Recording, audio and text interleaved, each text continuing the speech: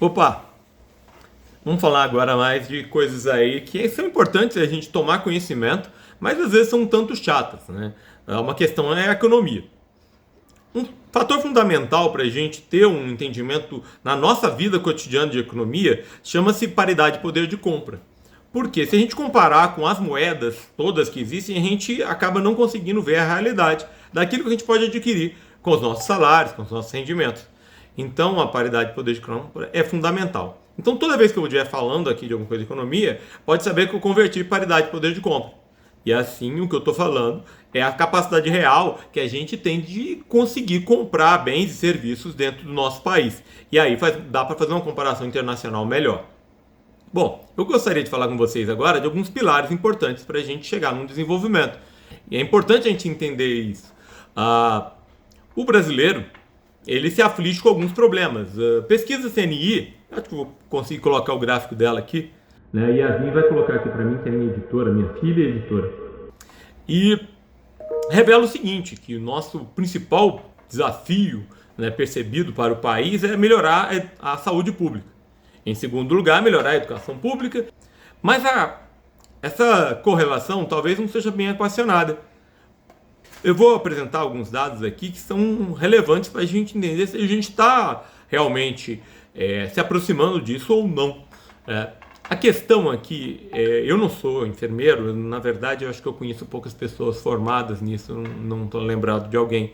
Mas é um pilar fundamental para a boa saúde pública, isso entendido ali em nações desenvolvidas, é o suporte à saúde pública dado pela enfermagem. É claro que os médicos também têm um fator muito importante para isso e diversos outros profissionais de saúde. Mas, para a condição da saúde pública, a enfermagem é fundamental, porque ela cuida da estruturação dos hospitais e da boa gestão dos doentes. E alguns países assim perceberam isso. Por isso, talvez seja interessante a gente perceber uma relação.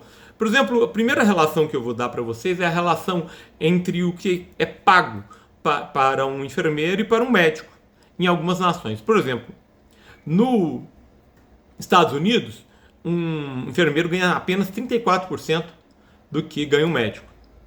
Mas na França, é a metade. Enquanto o enfermeiro ganha cerca de metade do valor que ganha um médico. E na Inglaterra é maior ainda, é cerca de 60%, né? O que traz uma boa condição para o sistema público de saúde britânico. E no Brasil? No Brasil essa relação é de 1/4, ou seja, um enfermeiro formado, né, na universidade também, tanto quanto um médico, ganha apenas 1/4 do valor. E quando eu falo isso, eu não querendo que os médicos ganhem menos, não. Eu só estou dizendo que a condição fundamental para a melhoria da saúde é elevar o salário dos enfermeiros. Quando eu digo isso é por quê? Porque quando um jovem talento ele vai se dedicar a alguma carreira, ele vai pensar assim, eu vou tentar buscar aquelas carreiras em que eu possa aferir melhor rendimento. E isso afeta a condição total do ambiente tratado nos hospitais.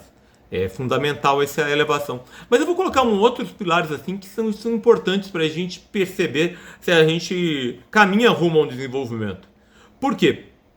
Porque para a gente atacar esses problemas mesmo, a condição de um bom salário para os profissionais é essencial. Inclusive para atrair esses profissionais para trabalharem ali, para a gente evitar a fuga de cérebros.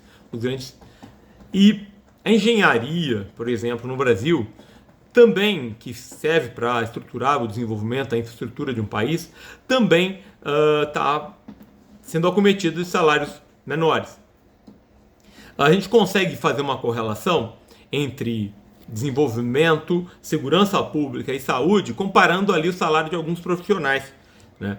Se a gente for ver uma relação aqui entre o que ganhava um profissional em 2005 e o que ganha um profissional em 2025, se o indivíduo tivesse escolhido a carreira de engenheiro, por exemplo, ele teria perdido em paridade de poder de compra, em poder de compra real, 27% do seu salário. Se ele tivesse escolhido no Brasil ser um professor, ele teria perdido 10% do seu salário. No entanto, se ele escolhesse ser um policial civil, um investigador, ele teria ganho 160% em paridade de poder de compra nos últimos 20 anos. Isso revela que o país está se preparando para o futuro. O fato é que a segurança pública é importante, é fundamental, nada contra os policiais ganharem mais. No entanto, quando você não paga bem os professores, você compromete o futuro do país.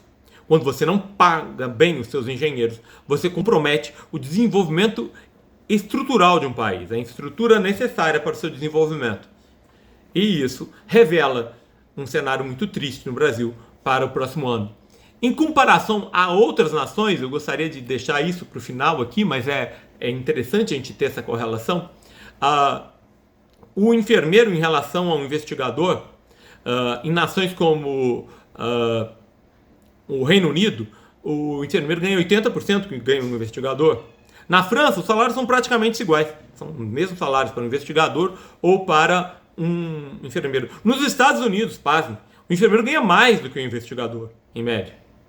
Agora, no Brasil, por exemplo, aqui onde eu moro, no Distrito Federal, o enfermeiro ganha 35% ou menos do que um investigador. Com o aumento que eles receberam, isso provavelmente vai se tornar menos de um quarto do valor dado.